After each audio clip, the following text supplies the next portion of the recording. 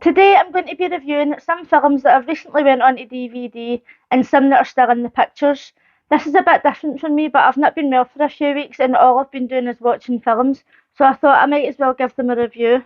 The movies that I'm going to be reviewing will be time stamped here so that you know when the review starts.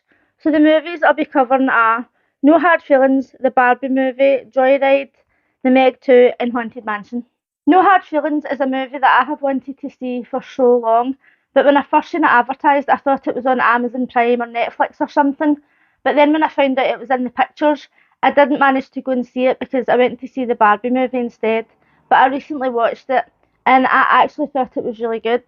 This movie stars Jennifer Lawrence, and I didn't know this at the time, but I was telling somebody in work that I wanted to see this movie, and he told me that Jennifer Lawrence appears totally naked in this film.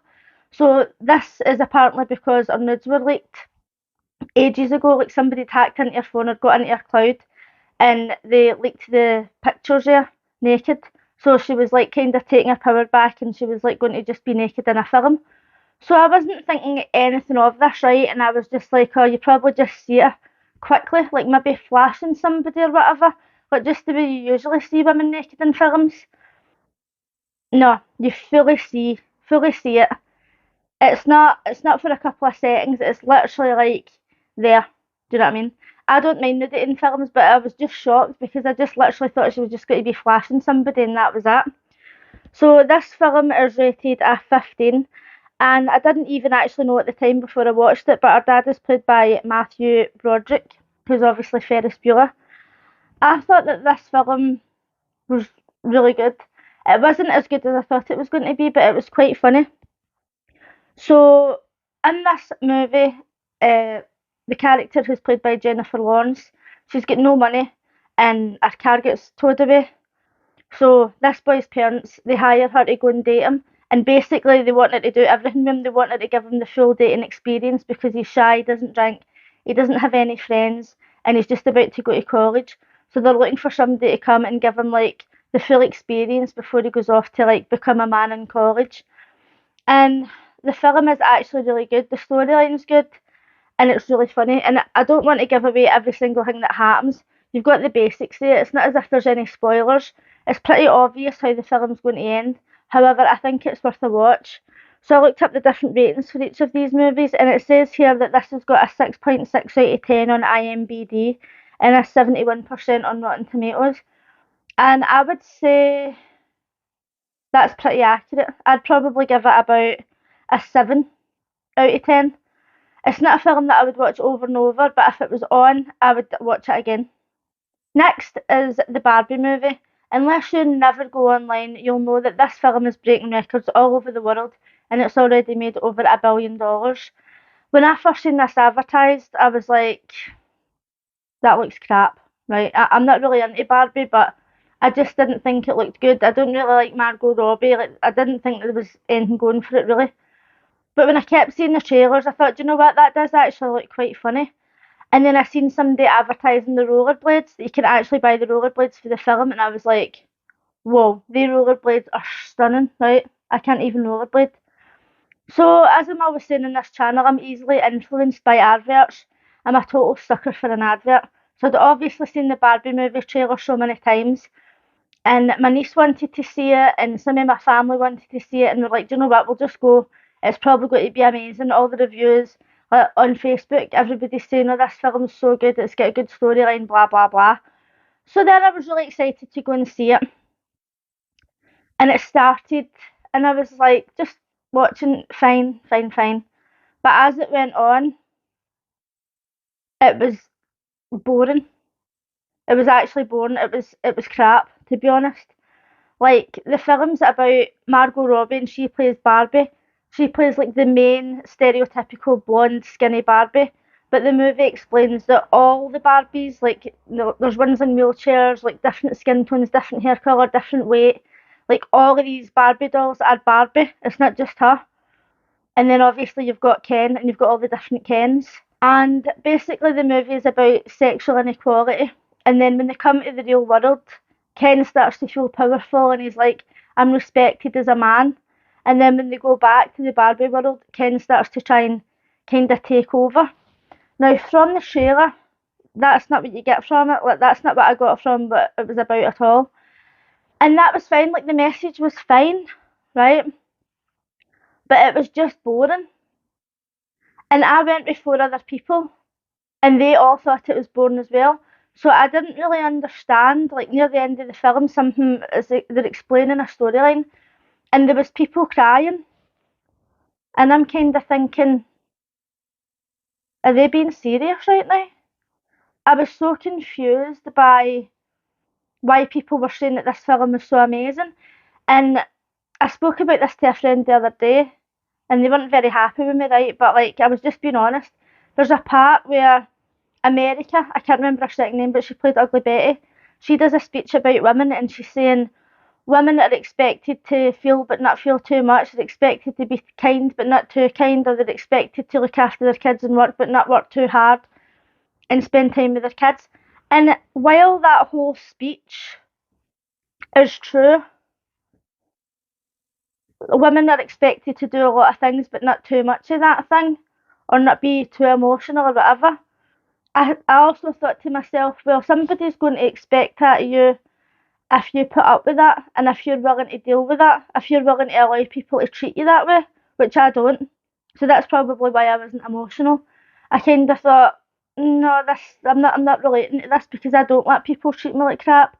And if people have got expectations of me, they can prepare to be sorely disappointed, because I do not give one fuck what they think, to be honest. However, my niece went to see it with her mum, and she's 9 years old, and she really liked it. So that's the main thing, even though the film's a 12A. The ratings for this were on IMDb 6.6 out of 10, and on Rotten Tomatoes it got 88%. Wasn't the worst film I've ever seen. I wish I hadn't went to the pictures to see it, but if I'd have watched it in the house, I'd have switched it off. I would I'd probably give it about a 5 out of 10, but I would never watch it again. Next we have Joyride. That was in the pictures at the same time as the Barbie movie, and I don't know if it's still in or if it's just went onto DVD. But basically, this film is about a young Chinese girl who's adopted by a white family, and she meets another Chinese child when she's young at the park, and they grow up together. And her friends try to teach her all about her culture and everything. But she grows up wanting to meet her mum. And in this film, she's a successful lawyer, and she's trying to impress this Chinese businessman, but he's all about family, and he's saying, oh, I want to meet your family, and if I don't know anything about your family, I don't know anything about you. So she goes on a quest basically to find her birth mum. This film, I expected it to be kind of not bad, right? I expected it to be quite funny, but it was actually really good. It was really funny, and there was so many things that happened in this film that I didn't expect. Like, a lot of the time when you're watching comedies, it's the same. It's just the same thing over and over. And this film actually reminds me a bit of The Hangover, except it's actually good. You get people who watch The Hangover over and over again, and I'm like, yeah, it was good once, but let's just be calm. I actually probably could watch this again and find it funny. This movie is rated a 15, and on IMDb it's a 6.6 out of 10 and 91% on Rotten Tomatoes. I really liked this film. I would watch it again, and I highly recommend it. If you like The Hangover, if you like Bridesmaids and films like that, I really think you should give this a watch. I think you'd really like it. The next film is Meg 2: The Trench. This movie surprised me. I didn't even expect to watch it. If you've seen the Meg one, you know what it's about. It's about the big gigantic shark that goes about eating everything. And if you watch a lot of shark movies, you know how bad the special effects are. Anytime you watch a shark movie, it's just like, alright, aye, sure, that would never happen. And this film is like that as well, but it's just so good. I actually loved it. And when I went to see it, somebody says to me that film got a 3 out of 10. And after I watched it, I thought, there's no way that only got a 3 out of 10. I really liked it. Like, the special effects and everything weren't bad. And one thing actually that I would like to say about this film is that recently I watched The Flash, the new Flash movie, and I didn't think it was as bad as a lot of people were making out. However, the special effects were so embarrassing. It was so, so bad. It was just, it wasted the whole film. And I feel like a lot of the time now when you watch films, everything's filmed in front of a green screen. Even like Hallmark movies, I watch Christmas movies and they're standing in an inn, like at a desk, and they've literally got a green screen behind them. They can't just go into an actual inn and film something or build a set, which is so confusing. But I felt like a lot of this film was actually filmed on a beach or on an island or like on a set or whatever. Now, obviously, there's a lot of underwater scenes that's green screen. But when it came to other parts of the film, like in a submarine or like on an island or whatever, it really looked as if they were on a location or as if they had a set. And I felt as if like a bit of extra effort was put in. I thought that the storyline wasn't that bad. Okay, it was ridiculous, right? A lot of things were happening in it and it was ridiculous. And as always, when you watch films, like remember when you used to watch Murder She Wrote and every time she went into a hotel somebody was killed or somebody died? And it was like, what's the chances? Everywhere she goes, somebody dies. Same with Columbo, right? In this film, stuff happens and you're like, oh, what's the chances that that would happen just as they go down there? And stuff like that. So obviously it's not a realistic film, but I was surprised at how good it was. I really liked it. I wasn't bored watching it. I didn't think, oh my god, I wish this would hurry up my end or anything. So it's a 12A and it's starring Jason Statham. And on IMDb, it's got a 5.5 out of 10 and 28% Rotten Tomatoes. And honestly, I'm shocked at that. I thought it was really good. I did. I would probably give it about an 8 out of 10. It could be because I went there with such low expectations. I went in there with like expectations of it being one of the worst films I've ever seen. So it shocked me because I didn't wish I was dead while I was watching it. So I would recommend it actually if you like shark movies. It's not realistic. The storyline's obviously not something that's like scientifically accurate or anything, but I think it's worth a watch. Finally, we have a movie that just came out in the pictures, and that is Disney's Haunted Mansion. I seen the trailer for this a few weeks ago, and I thought it looked quite good, so I was quite excited to see it. And there's quite a few famous people in this. So it's starring Owen Wilson, it's got Danny DeVito, a few other people that you'll know. There's loads of famous people in it. Jamie Lee Curtis has got quite a small part. But what confused me about this is that when you look up the cast on this, Jared Leto comes up first. And I don't read the titles on films, so when it started, I didn't read the titles. And then there's like a baddie in it, and there's like paintings of this baddie, and I says to my friend, oh, is that Jared Leto? And they says, oh, it's on the titles at the start. So I was like, oh, Jared Leto's actually going to be in the film, right? And that I mean, I would really care because he's a pedo. But anyway, aren't most people in Hollywood? So I was like, okay, Jared Leto's in the film. But then he was a ghost, right? So he was just like a skeleton. And literally anybody could have played this baddie. It was just a voice. You didn't even actually see him in it. So I kind of don't know why they went to the expense of paying for him. God knows how much they paid him. But they've obviously paid for this person who's not going to be cheap to play a baddie when he doesn't really do anything. It's just a voice that, a voice actor could have done. So it didn't really make any sense to me. Um, in this film, a woman buys a house in New Orleans. Lucky her, right? It's haunted. Absolutely living my dream life. And she takes her son, but the house is so haunted, and once they leave, the ghosts start to follow them and they have to go back to the house. So they have to hire people to come in and try and get rid of these ghosts so that they can leave the house. So they bring in Owen Wilson and they bring in a guy who's like a ghost detective, and they bring in I get like a professor and stuff, right? So they're trying to get rid of these ghosts. And that's all fine and well, right? The storyline is fine, but it's too much. It's on for 2 hours. It's on for just over 2 hours. The whole story could have been told in an hour and a half max. A problem that I had with this film was like when they're walking through the house, the ghosts are like playing tricks on them. So like the floor will turn into quicksand, or the corridors will go on forever, or like the rooms turn upside down, and it's just all these special effects, right, that are not needed. It actually wastes the film. At the start of the film, they just had ghosts, and there was kids in this film, right? It's a 12A, but there was a wee guy sitting in front of me, he must have been about 5 or 6, and a guy behind us, a wee boy behind us, and he was young as well, and they were absolutely freaking out at the start of this film. And it was actually kind of funny, but I mean, it is a 12A, and the parents decided that they would be okay to watch it, but they obviously weren't. And then as the film went on, it just lost any sort of interest. It just took too long to tell the story. I was shocked actually because it had so much potential.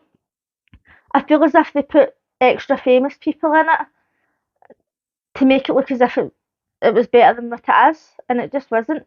Like, it was certainly not the worst film I've ever watched, but I wouldn't watch it again. And if I was watching it in the house, I'd have switched it off. So, as I mentioned, this film is a 12A, and the IMDb rating is 6.3 out of 10, and Rotten Tomatoes is 39%. I don't think I would recommend going to the pictures to see this film because it's just boring. There's not enough. There wasn't enough to keep me interested, to be honest.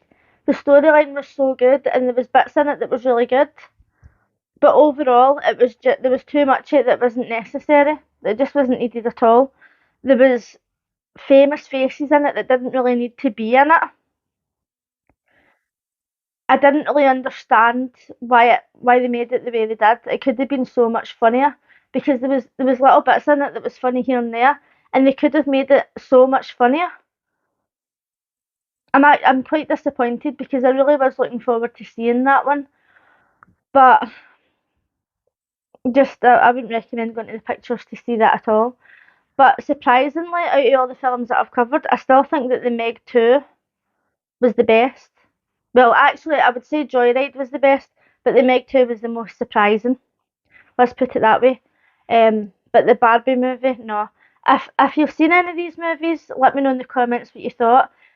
Specifically, if you went to see the Barbie movie, because people are saying it's amazing, it's a great message for women, it's a great message for kids and all that. It's not really a great message for kids because it's a 12A, so kids shouldn't really be watching it. But as I said, my niece is 9 and she watched it and she totally understood like the storyline and everything. So it's not as if they're just not going to get it. And a lot of people are saying, oh, it's adult content, like kids shouldn't be watching it. I didn't really see anything in it that wasn't really that suitable for kids. Like if a kid asked me, what does that mean? I would just tell them. You know what I mean? I don't know. But let me know in the comments if you've seen any of these movies and what you thought of them. Also, if there's any recent films or TV shows that you've been watching that you've really enjoyed, let me know in the comments because I'm now looking for stuff to watch. I've been off sick for a couple of weeks and I've watched every single thing in existence. But if you liked this video, please give it a thumbs up, and if you're new here, consider subscribing. Thanks for watching. Bye!